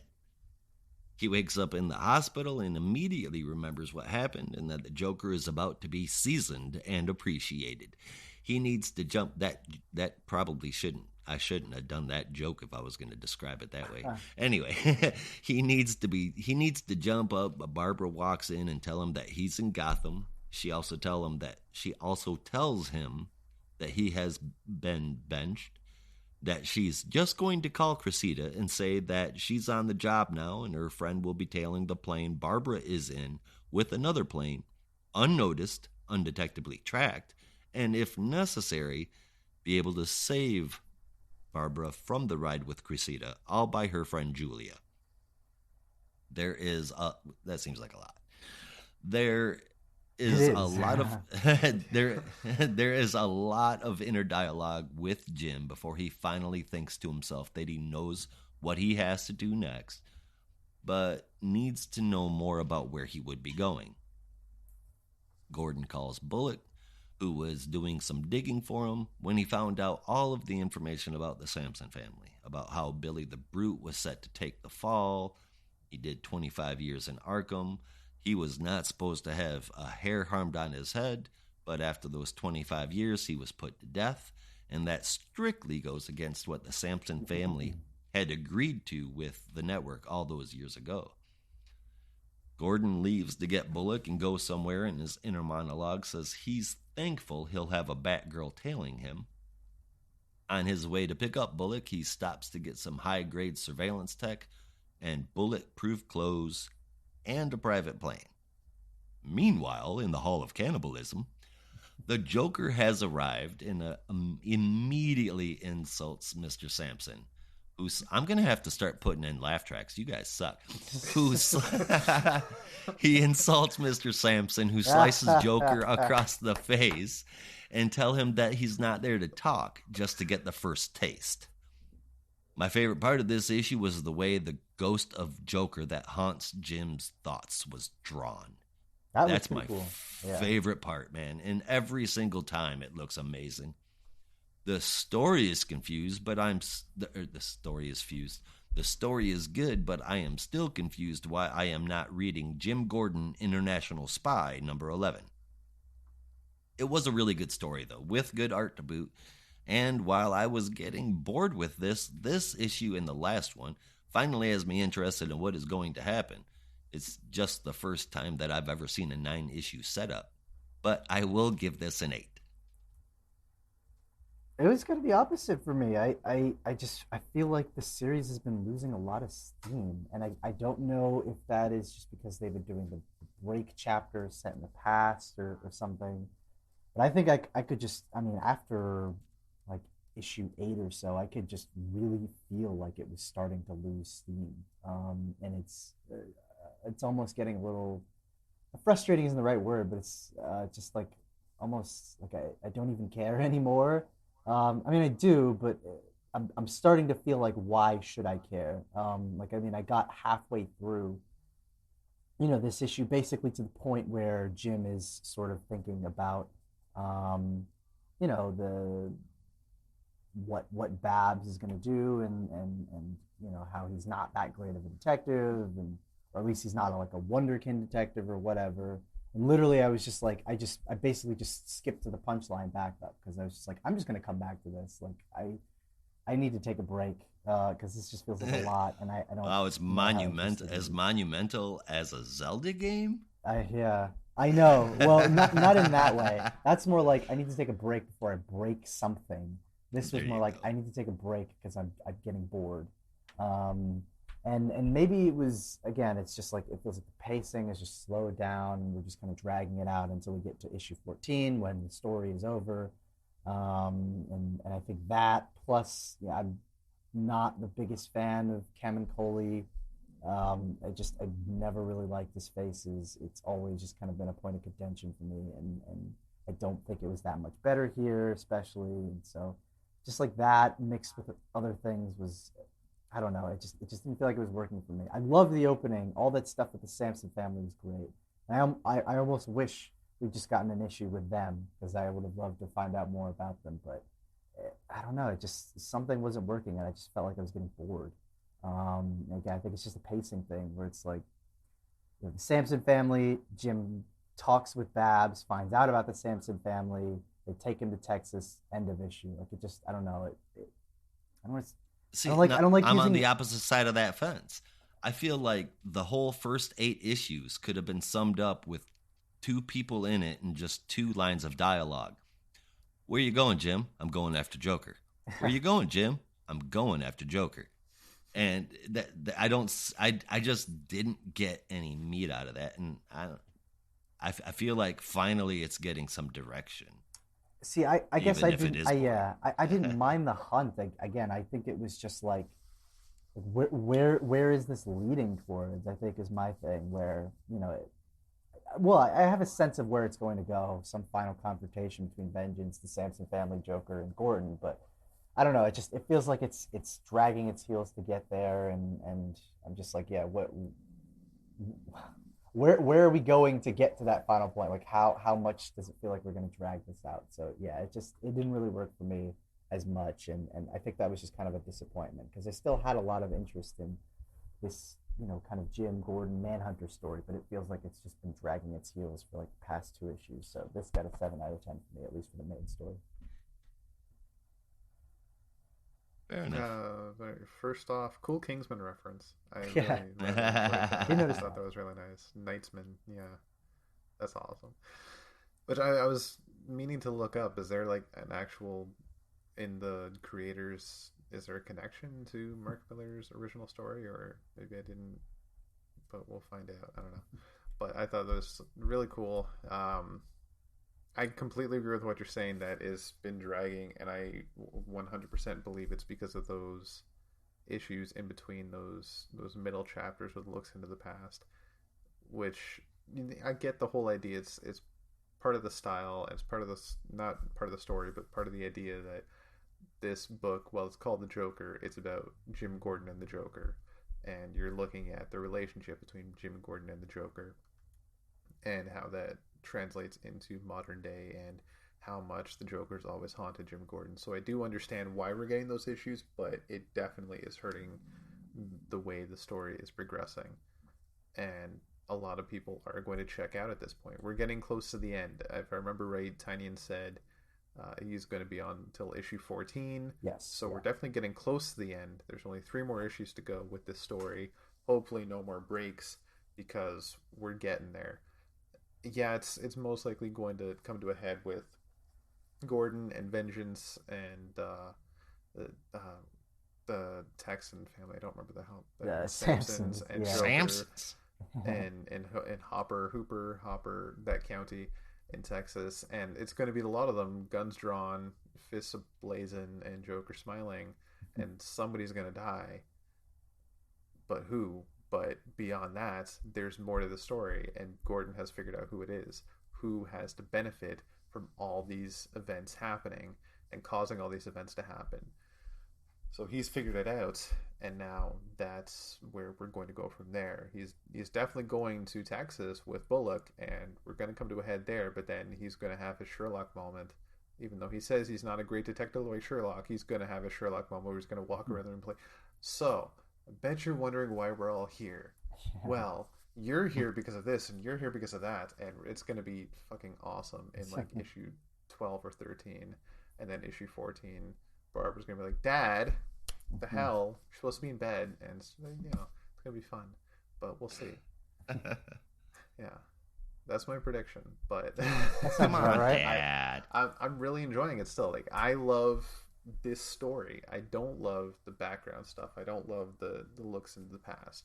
As interesting as they are, they're not what's drawing me to the story. So as long as we keep going, at least till issue 14 with this story, I'm into it. Because we're getting close to what I really want to know is who the fuck caused A-Day. Yeah. Because that's what caused all the other shit in Gotham going on right now. Simon Saint did. We already found that out. Simon Saint framed the Joker to cause A-Day, which would have given him the reason to give Gotham the kick in the pants, more importantly Nakano, to allow the magistrate to come in. That happened? I don't remember yes, that. I do not remember that. Oh, shit. When was that? Sometime in the last, I don't know, 8 or so issues. Is it really? I remember Saint staring out a window, talking shit about how he's going to blow stuff up, blowing stuff up, and then saying, don't worry, they'll never know it was us, or something along those lines. Was that in Joker? I don't remember that. I don't think it was in Joker. I think it was in Batman or Detective. Huh. I could be wrong. Check that out. Yeah. Oh, we'll find out. He said, yeah, Yes, you yeah, sure could be. Well, either way, there's definitely more to the story. Like, beyond even just who caused 8-8, there's who has to gain from causing those villain clones to come out of hiding too soon, and all the other shit Jim Gordon talks about, which I still think is the Court of Owls somehow, but yeah, we'll see. Because why else was Chris Hitta and the Court of Owls involved? We don't even know that yet. Yeah. Or did... No, I don't think so. Anyway, but yeah, 8.75 for me. I'm really digging it still, as long as we stick with this story. Yeah, like I said, I love the story. I still like the idea of the story. It just, again, for me, it just felt like it kind of been dragging, especially in this issue. Maybe the next one will be better, I hope. I do want to see Vengeance break out of this. I hope this story is not the end of Vengeance, because I think that is a character, since we definitely don't have Bane anymore. I think that is a good character that could use some development, but already there's been some really good seeds planted there, and it would be neat to see a Bane with that kind of personality. Weirdly enough, you saying that kind of made me think that maybe her dying in that, final issue would be kind of poetic, because it's like, you've basically been trained your entire life to be a puppet and a pawn to just hunt whoever Santa Prisca wants you to hunt. You've never had that freedom until now, and you start to question it. And maybe the only way you can find that freedom and that release is, to basically just like through fade this off. Sweet It sounds dark, I know, but I don't know. I feel like you could do something kind of poetic with that. Maybe work it out. Fair enough. You get the wheels turning in my head. I was like, well, what would happen? What kind of story could you tell if she did die? Well, not many about her. Well, yeah, she'll be gone, but it's a sacrifice you're willing to take. Yes. Understood. Punchline. A little heartless, but anyway. Punchline, right? Yeah, that was the setup. Written by Sam Johns and James Tynan IV, with art line. Oh man. With art by Balin Ortega, colors from Alejandro Sanchez, and letters from Becca Carey. This all focuses on Harper and Leslie taking Kelly into the police station where no one believes her. After some heated exchanges, Leslie says, let's call it a day, and Kelly heads to the bathroom to splash water on her face and relax. I guess I never understood that. Putting cold water on my face would not make me relax. It would wake me up and probably annoy the shit out of me. But in any case, one of the cops comes into the bathroom where she's at and tells her that if she's ever able to track down other witnesses, be sure to let them know and they'll track them down too. She says that as we see a Royal Flush Gang tattoo in her wrist, which undoubtedly has gone unnoticed her entire career as a police officer, to be sure. Prior to that, though, we see that Cullen Rowe's boyfriend is actually the Ace of Diamonds, the eventual leader of the Royal Flush Gang, and he is really good at manipulating Cullen, who is, by the way more than 100% certain that Punchline is innocent. The art looked amazing in this issue. Man, Alejandro Sanchez can do no wrong. Here's the proof. It looks gorgeous to me, and not just because of the art, but the colors make it amazing. As far as the story goes, I am patiently waiting for an issue that will make me give a shit again, because I don't think I've had that since Sweeney Boo left the book. I gave this a 6 out of 10, and mostly it was the art that saved it. The whole book, as far as the whole thing goes, Joker is getting better, Punchline is getting worse, but both had stellar art. I gave the whole thing a 7 out of 10. See, once again, I'm on the flip side where this issue or this backup of Punchline, I actually enjoyed more than I kind of had in the past. Whereas the main story of Joker was just kind of a disappointment, and I think art is definitely a factor in that. I much prefer Belen Ortega's pencils to Giuseppe Camicoli's. That's true. And Belen Ortega, up and coming talent, you can tell, very, very talented. So it'll be exciting to see what other stuff she does in the DC universe. Yeah, no, I mean, this was like short, succinct, but I feel like I got a sense of everything, and it felt solid enough that I was like, yeah, this is just a solid chapter. It wasn't great, but it just kind of worked. Whereas like, okay, we have our time with Kelly and with with Cullen and with everyone else. We're just kind of getting like just caught up on them for a little bit before we move forward. And I was like, yeah, this is fine. Like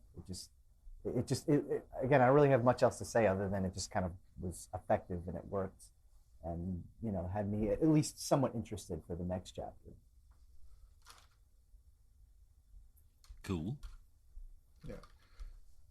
I'm still interested in where this is going, but it feels like Kelly's been in the interrogation room for 3 chapters now, and Cullen's been like hemming and hawing about how evil his boyfriend is for like 6 chapters now. So while the story seems to be progressing, it also feels like it's gone nowhere since chapter 2. Pretty much. Yeah, it's like I'm interested in the story. I'm interested to see where it's going to go, mostly because of a book we're going to be talking about later with something I noticed. Right now, shit's hitting the fan for the old Roll family, so that sucks. But I love Bluebird, so Right. Yeah, we'll see. As long as she makes it out of it, I'm okay. Yeah, I wouldn't mind Cullen making it out as well too, as long as he stays on the side of good. Yeah, no, I definitely want Cullen to make it out of this. I don't want him to die. Yeah. No, he needs to make it out of this so that Black Alice can come back, kidnap him, and then we got a Black Alice versus Bluebird story again, and that will be wicked cool. Mm-hmm. Yeah, I'm down for that. As for this, I don't know how far this is going. I don't know if that's been solicited. If Joker 14 even has a solicit yet. I think that'd be April, so that hasn't come out yet. So we don't really know how far Punchline's going, if it's also going to end at 14, how far this book's going to go. So hopefully we're coming to a close soon, because I just want to see what the hell the point of this is. And if it ends with Punchline just getting out, I'm like, what the fuck was the point? Mm-hmm. Like, keep you buying the book. A long story just to say Punchline broke out of prison. Yeah, and honestly, I feel like this could have probably been done in 6 issues. Yeah. Like the whole story all wrapped up. But I mean, that's picking straws. Yeah, well, I definitely think it's longer than it needs to be, but I do kind of like these check-ins where it's just like we're prepping her for a potential trial or just trying to find out more information. Like that stuff is kind of cool. It just feels like very grounded detective type stuff. Like how are we going to work this out? Like that I think that's why it was effective and it worked for me at least. Where it's like, okay, at least for this very small period, that's the stuff that I'm interested in. But it definitely feels like it's longer than it needed to be. At least with some chapters. Those same detectives were just such dicks and offended Leslie Tompkins. Yeah. So screw them. You Yes, don't hurt definitely. Leslie Tompkins' feelings, damn it. She's Definitely. too good for this world. Definitely screw them. They're part of the Royal Flush 7.5 gang. out of 10. All around, I think I'll give it an 8.15 if we can do that, because that's like right in the middle. I'll give it an 8 for now. Yeah, the To be fair, final score for me at least was 7.25, which I think is fine, just with the main story and the backup. It's just kind of average. Like I did enjoy the backup more, but I'm still just not incredibly impressed with the overall package. me either.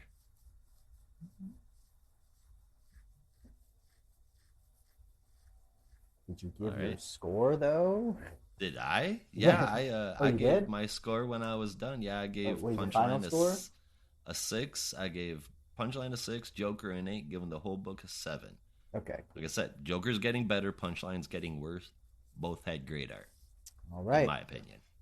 Well, then we can move to something that is actually more positive and more family friendly, I would say, which is our next book, Batgirls #2. Certainly one that feels a lot more lighthearted than the depressing Joker and Punchline stories. But this was, of course, brought to us by Becky Cloonan and Michael W. Conrad, with art from Jorge Corona and colors from Sarah Stern, with letters from Becca Carey. So after the Batgirls have their little introduction and TT with the Saints, the, I guess, former employees and continued believers in Simon Saint and the Magistrate. They return to their horrible, crappy little apartment where Steph is just real sad because they feel like, or Steph feels like they have nowhere to go and nothing to do, and they're just aimless at this point. And thankfully, Babs is kind of able to just say, hey, at least we have each other, which is very sweet, but also not really helping because, yes, they have each other, but they're still like wanted and on the run and living in a dump. But in any case, we find out that the Saints are not working for the Magistrate and Simon Saint as they claimed, but are being manipulated by Seer, who is using his deepfake technology or something like that to imitate being Simon Saint and speak directly to the Saints.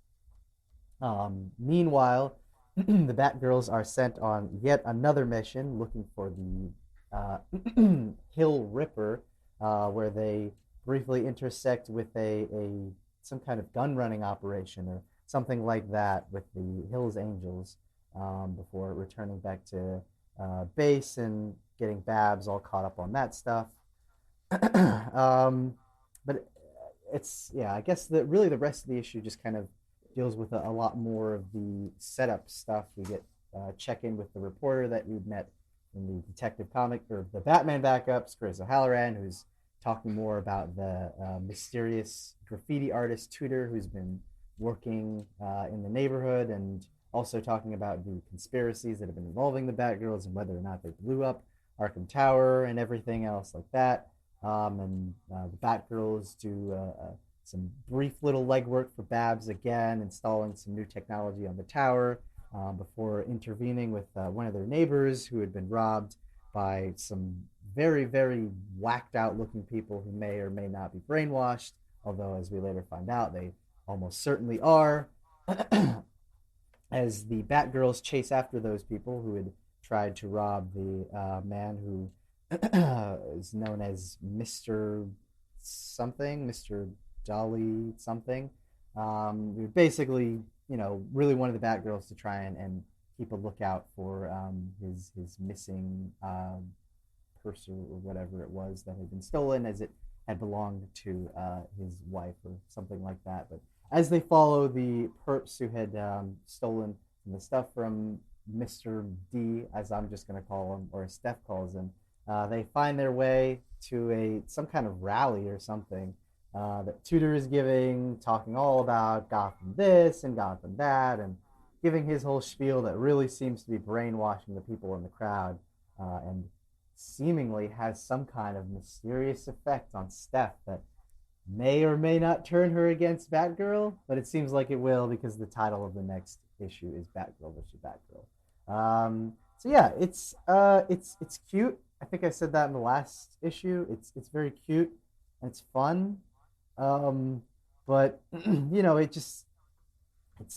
kind of hard to get the full sense of what it is because it does feel very juvenile at points. And I love the art from Jorge Corona, but you can definitely feel the tone that they're going for, and I still feel like I have to settle into that kind of Batgirl book before I can really appreciate that, because I love the setup, I love the concept of three Batgirls living together just trying to figure it out. But as for how much I really am interested in the tone of the series, at least, and something that does feel a little bit more juvenile, I don't know.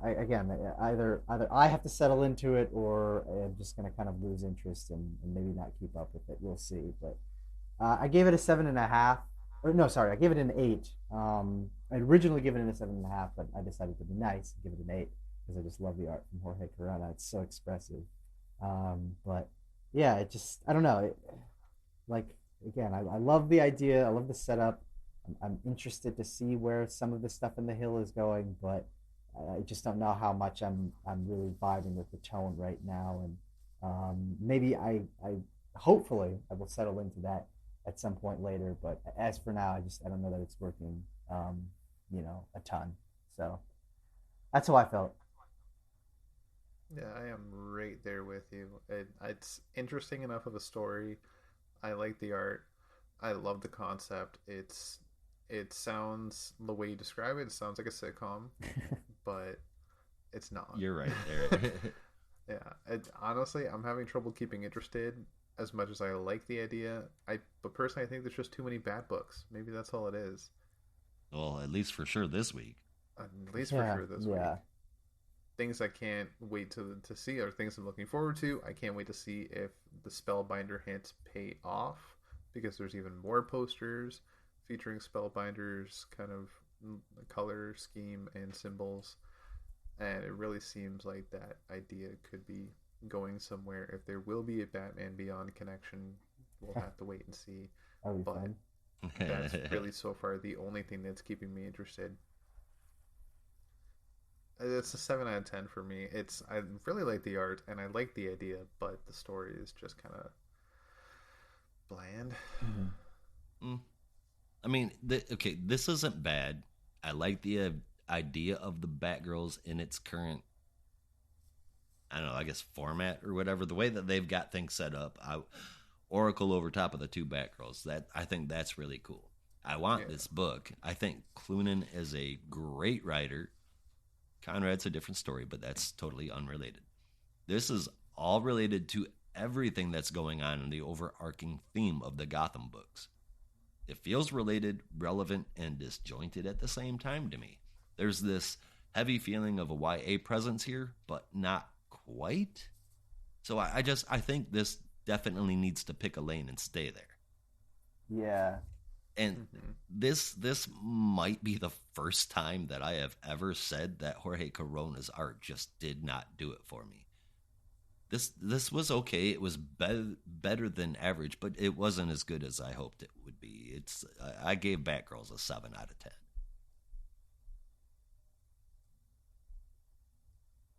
Dun dun dun. Nice. Well, we can transition into our last book for the week. And that is, we finally get to talk about a Batman book. Yeah. As if we haven't been talking about Bat-adjacent books for the past, hour and a half. Afternoon for a Batman book. Yeah. But that is I Am Batman number 5. Josh is going to get us caught up on that, so take it away. All right, Did we do an I Am Spartacus joke yet? I don't think we did. Because if we haven't, but, we're failing. Yeah, I feel like that was definitely a missed opportunity. Yeah. All right. Well, I got a couple coming up, I think. I think I can work in some jokes. Maybe not a Spartacus one, but anyway, I Am Batman number 5. Or rather, he is. I'm not. Written by John Ridley, art by Christian Doucet, Juan Ferreira. Oh my God. Sorry. And Laura Braga with Rex Locus on colors, ALW's Troy Patiri doing the letters, and a cover from Ken Lashley and Juan Carlos Fernandez, which looks pretty cool. This starts with Jace experiencing delusions while one of the magistrate-looking dudes called a Talos Trooper is holding him by the neck. Lucius Fox is watching. They call him a pretender, Batman, and a member of the Cult of Masks, which is something that Lucius Fox himself made up. Not that he started, but made it up in his head. So Noonan is with Lucius, who pretty much tells him how to do things, commands the Talos Trooper to make an example out of Batman, since he wanted to be a simple, which, well, that was all inner dialogue in Jace's head about wanting to be a symbol, so him saying that doesn't really track. Val is just barely getting through to Batman because of radio interference, but does not get enough gets just enough contact to remind Jace of something that they did in Vietnam. Either Val or Jace blows up the nearby electrical panel and then begins to whoop the snot out of the Magistrate Kids edition. Jace, thank you. Jace starts to lose and then pulls down a mountain of scaffolding on the remaining small soldiers. They are recovering as Lucius and Colonel Dickhead watch, and that's when he, and I don't mean Lucius, activates switches in their suits to AI hunt kill mode, but weapons free. That phrase kind of seemed weird to me. Meanwhile, Tamara has come out of the coma, but has lost control of most of her motor functions. The doctor seems to recommend that they go to New York. Surprise, surprise, to nobody. Apparently, weapons free means full-on weapons, as they wish... Apparently, weapons free means full-on weapons, as the wish they were G.I. Joes unload on innocent civilians. Batman steps up, starts to win, and then with one move, again, starts losing the fight, and he gets his cowl broke open. It's busted open just enough, for Lucius to see that it's Jace under the mask. He initiates a system purge of the armor using his handy-dandy Captain Crunch wristwatch, which lets Batman get the upper hand again because he suddenly knows that the suits aren't powered up anywhere. Next, we see Lucius and Jace talking in the park. Lucius says that he's going to therapy. Jace says Tamara and his mom are going to New York and he'll probably follow them. It's brought up that Jace wanted to be Batman to go to war for justice. Lucius makes a comparison to the original Batman. Jace complains that he's always the other Batman, and Lucius tells him to lose the faceplate to show that he's different and to be a symbol for all. Next, sans faceplate, Jace is in New York. This felt really, really lackluster. I'm hoping that with the move to New York, we'll get some stability in the story, some in the continuity, ideas carrying over from the previous issue. We are only on issue number 5, and I feel like all of that has been missing in these books. It really bums me out because I was such a strong advocate for this book. Now, man, I don't know. I guess we'll see what Jace does out from under Bruce's so-called shadow, but really there's not been a shadow cast over Jace as far as Batman goes. He's just been out doing his old thing. But at this point, it's more wait and see than hopeful. The art is great. The whole 20-some pages of it was to reveal Jace's identity to Lucius, and that huge detail just kind of gets swept under the rug like it's no big deal. I am seriously unimpressed with this. Art notwithstanding, though I did have a couple of issues with that as well. There's one panel where Batman looks like Frank Miller drew him in a fat suit. The cover was my favorite part of the issue. The story has good bones. It shouldn't be this disappointing, man. I gave I Am Batman number 5 a 6. See, once again, I was on the opposite side. I feel like I'd kind of been lukewarm on some of the aspects of this series, but this was the one where I was like, oh, I'm actually kind of interested again.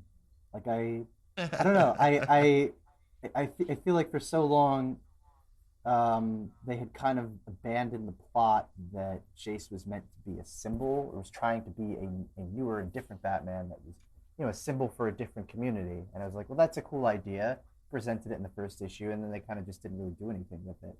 This was the first time we actually get to see a mention of it, and I mean, it almost made me kind of want to go back and maybe re-examine 2, 3, and 4 and see maybe were there some kind of subtle references to that idea that we didn't really see, where now in issue 5, you basically have people in the community that are like, hey, it's you, the Batman, who helps us out. Like, fuck these magistrate guys. Like, we're totally down for our Batman, and we're gonna, mess you up and all that stuff. And I was like, that's actually, like, I feel like we're kind of getting back on track, and my hope is that can continue into New York City with Jason in a new community. But no, I was actually really on board with this issue. I was surprised at how much I really dug it. It was action packed and all that stuff, but it just felt like we're finally getting back to what the promise of this series was meant to be, and I was much more impressed with that. Um, and I think I know which panel you're talking about when you say the Frank Miller one. Um, Frank Miller drew I him in thought, a fat I suit. thought, I thought, I thought, I thought that was a cool reference, but I know you don't like The Dark Knight Returns, so I can understand why you might have been unhappy with that. But yeah, no. Otherwise, it was like no. I actually really, really dug this one, and I think probably had my favorite line of the week, which was the Talos commander guy, after seeing Jace's faceplate get smashed open, is looking at the screen and says, look at that. Definitely not the real Batman," which I just thought was really funny. Because, like, obviously implications there. Like, oh, yeah, of course he's not the Batman that we're used to for obvious reasons. But it was just the way that he said that line was just really funny to me.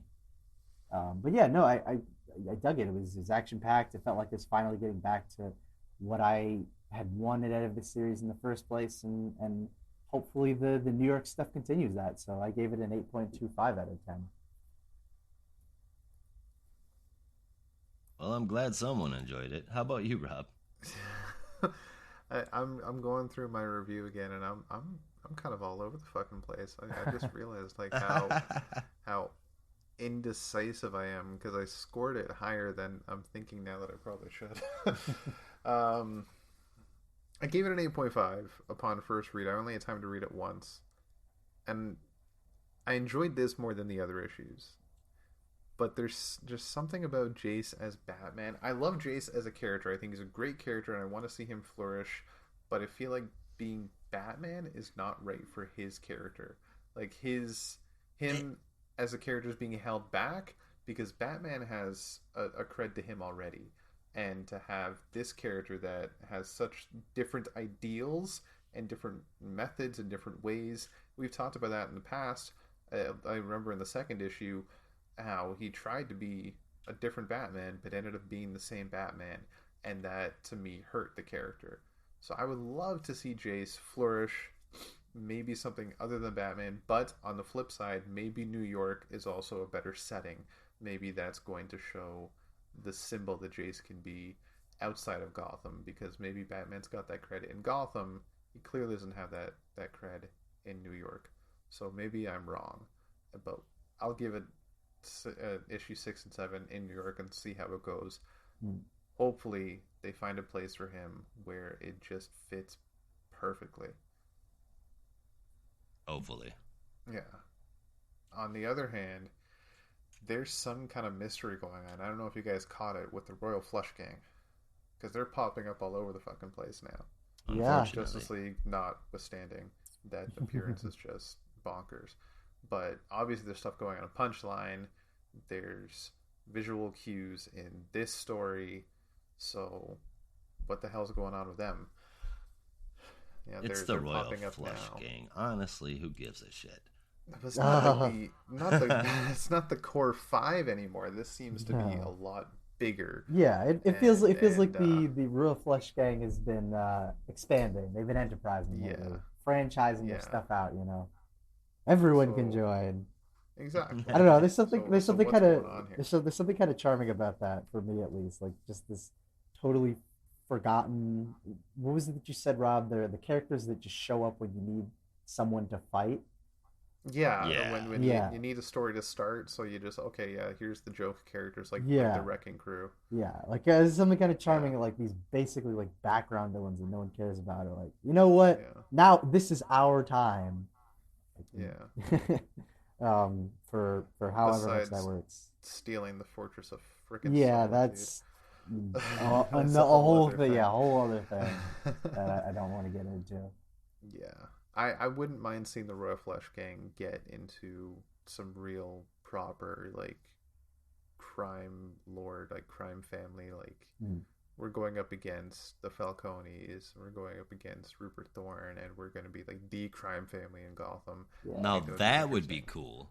Yeah, if that's what's going on, I'm all for that. If they're just like in the background because they are such gag characters, Royal Flush gag, maybe they just in the background start building their army, and then all of a sudden, boom! Now they're the force to be reckoned with, and all of a sudden they've taken over the city, and not even the Penguin has the money or power to take them down. Yeah, that sounds cool. Yeah, but that's DC. If you're listening, give me a call. We'll set something up, But well, yeah, that's in the future. For now, Jace is Batman. I'm okay with that.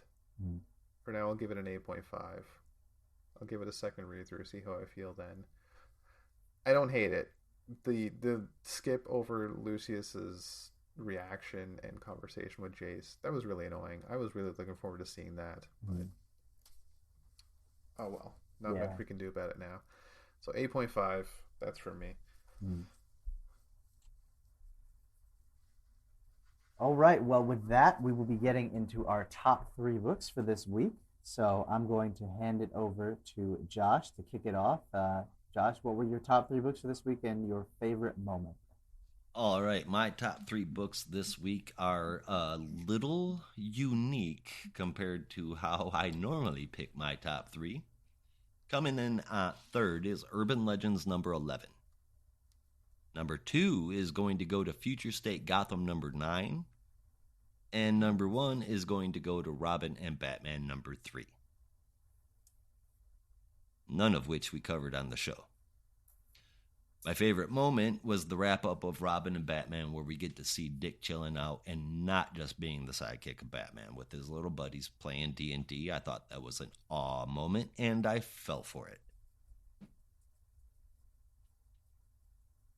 Fair enough. Nice. All right, Rob, how about you? So if Future State Gotham made your number 2, I really got to read it. I haven't had a chance to read it yet, but the story, I was really into Future State Joker in the first issue, but I don't know how I feel now. So number 3, I had Robin and Batman. It's just a cute little story. Number 2, I had Detective Comics. Really digging this story arc so far. And number 1, I had Joker. Hopefully we're getting back on track and just write it all the way through. Favorite moment, I really had a hard time picking because nothing really stood out for me. But honestly, Jim going full spy and going to all those shops and like, yeah, I remember when this rich guy did this, and I remember when this guy tried to sell me that. And yeah, now he's like fully equipped. He's awesome. Hopefully. Yeah, no. My top 3 for this week, at number 3, I had Detective Comics. At number 2, I also put Urban Legends. Picked that one from my honorable mentions, just because that was a really cool issue. But number 1 actually had, again, to my absolute surprise, I Am Batman number 5. It just, something about it this week just really worked for me, and I was into it, and I hope that, what had kind of been set up in the first issue and finally being continued in the 5th issue just kind of continues, and we just keep up with that stuff.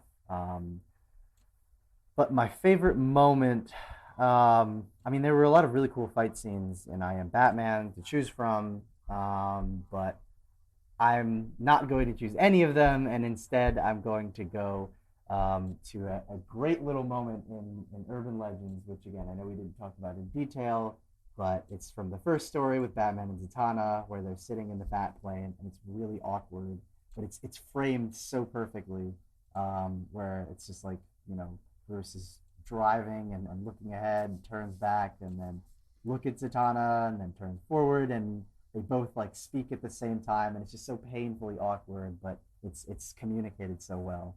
So I really dug that.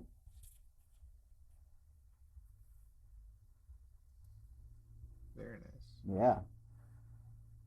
But as much as I enjoy that, unfortunately, we have to wade through the sewer a little bit to find the shittiest thing that we could possibly find. Sorry to use some disgusting language there, but Hey, don't say that about Killer Croc. now it is time for our favorite or least favorite segment of the show based on how we're feeling, and that is The biggest thinker. Oh, that's nasty. So, gentlemen, which title made the stink list for you today? I know for me, at least, mine has to be And it kind of sucks to say this, but The Joker, number 11, not because it was a terrible book, but just because it felt like such a disappointment from how much I had been really enjoying the story so far. I feel like Josh and I might have the same one. Oh, probably. Yeah. and it's for me because I had to analyze it so much. JL versus Losh. Yep. More of the same bullshit. Yuck. Stop. Yeah. Yuck. Stop letting him do this. Not writing books. I'm not harping and all of that stuff, but I mean dialogue on every single page. The exact same story, just with different characters every single time.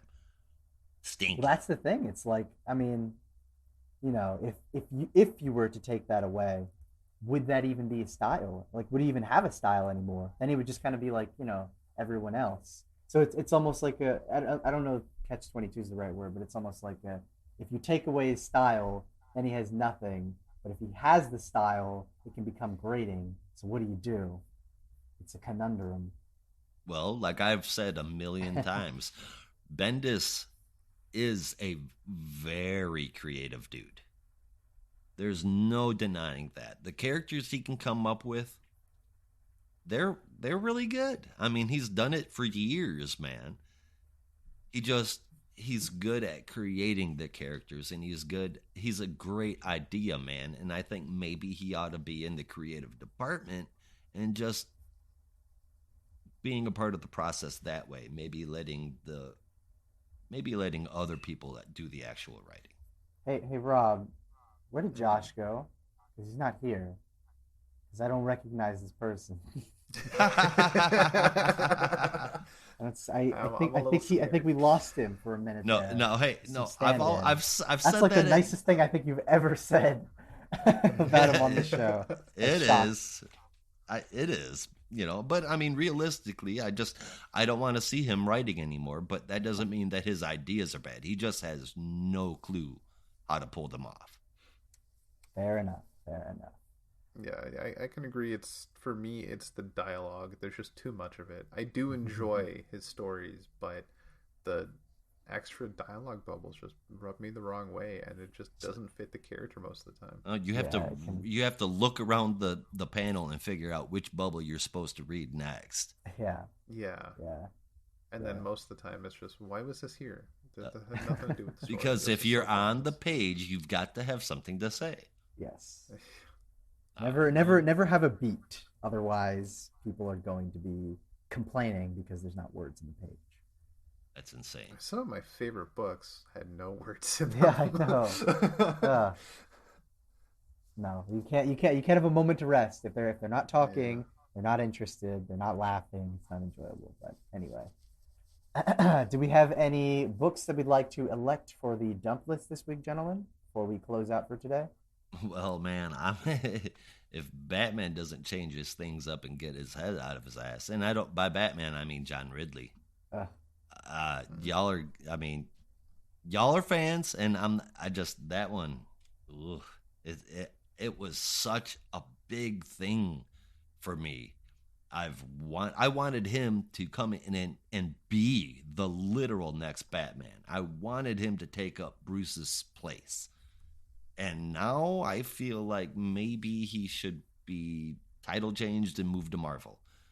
But I'm going to give him this shot to move to New York and hopefully have some much better developed stories.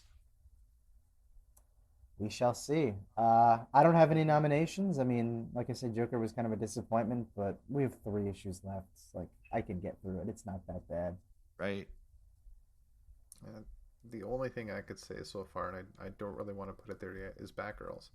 Because it's just very on the fence about where it's going and what it's doing. Yeah. I figure maybe we could try and ride this arc out and see if it becomes so unbearable. Sure. I wouldn't say Batgirls is unbearable. It just not needs at all. to pick that lane and stay there. Like, I would read this if this was a YA novel.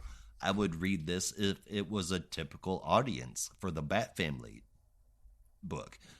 But going back and forth between the two is like, it's like reading those Wonder Woman and Young Diana backups. Yeah. It just, Well, at least for me, I don't think it's that extreme, but it's just like, I think I said it last time. It's just like something's gonna have to give. Either I'm gonna have to give and just accept it for what it is and find a way to enjoy it, or it's gonna have to, like you said, find its lane where it wants to be. So it's not like just tonally all over the place, or at least just like tonally unsure. Like it's like it's shy and it doesn't know what it wants to be. It's like maybe I'm over here, or maybe I'm over here. I don't know yet. I'm not sure. I don't know what I want to be, but I got to figure it out soon because I don't want to get canceled. Right. Which I think is another segue. Just for one final announcement before we close for the evening. A bit of sad news. Literally just saw this, but apparently, according to Joelle Jones, Wonder Girl is apparently ending after issue 7. No, what? Yeah. Yara Flor is ending? I guess so. This is according to someone on Reddit who has a tweet or something. I'm not accessing this through Twitter, but it looks like it may. They're saying the current run of Wonder Girl concludes with Wonder Girl number 7. Yara Flor's adventures continue in Trial of the Amazons, Wonder Girl number 1 and number 2. Wonder Girl number 8, previously solicited in DC Connect number 18, has been canceled. Which, I mean, again, kind of weird for a newer character that they've really been pushing. But with the delays with this book, I mean, honestly, I can understand. It was the same thing with the Shazam book, where it would take like a year between issues. It was insane, and that just becomes untenable for publishing, where if you can't keep up a schedule, which is the beauty of creator-owned comics, you can do whatever you want, but also the frustration. But at least with DC, it's like you can't really, if you can't keep up a schedule, like you kind of have to bring it to it. Yeah, you kind of have to bring it to an end, which is sad. And also, don't tell everybody to expect the book. Line the story up in one of the biggest damn stories at the time, and then make people wait 5 years to read it. Yeah, again, I think that's just a case of like, don't announce your stuff too early. It's like, yeah, I mean, come on, Jeff, let's get shit real. When they announced Batman Catwoman, they announced it, I want to say, like basically a year before they had anything done, because they wanted to save face after, basically Tom had announced that he was leaving the main Batman book. And they're like, wait, but he's still going to continue his story. And they released the teaser image, and then a year went by and there was like no news, and everyone was like, what happened? Where's the book? Right. And then it came out and people started reading it, and they went, wait, what happened? Well, the funny thing is, like, I mean, not even that, just the fact that they basically delayed it a year so they could work on the book, and then there were still delays, and they had a 3-issue fill-in with Liam Sharp, if I remember correctly. I hadn't really been keeping up with the book, but I know that was there. So I find that hilarious, where it's just like, if you're not done, don't solicit the book. I know you want to get people excited, but just wait until you have something to present before you just leap ahead. But anyway, sorry to end on a kind of a sad note, but I guess that was like literally just announced that the book will be coming. That is really sad. I love that book so much. Because we do have a solicitation for Wonder Girl number 8, and apparently that is canceled. Oh, which I guess basically means they drew a cover. They had planned to produce the issue, and now they're not. I mean, number 7 comes out in 2 weeks. Yeah, so wow. I guess that's it. God damn it. That's annoying. Hey, screw you guys. I'm going home. Oh, well. Anyway, that's our show, everybody. Thanks so much for listening. As always, we will be here next week talking comics, and we hope you'll stop by. Remember to go to notarobotpodcasts.com for all of our episodes and our other shows with all sorts of people. But there's only one way that we say goodbye around here. Until next time. Be good to each other. And don't be a robot. Yeah, I was nice. You were all weird.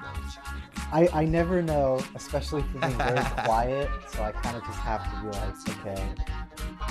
what's gonna happen? Is it gonna be a bomb? Is it gonna be, you know, like a real takedown? Like I don't know what to expect, so I just kind of have to like brace myself for it, so I don't, you know, ride my blood pressure through the roof.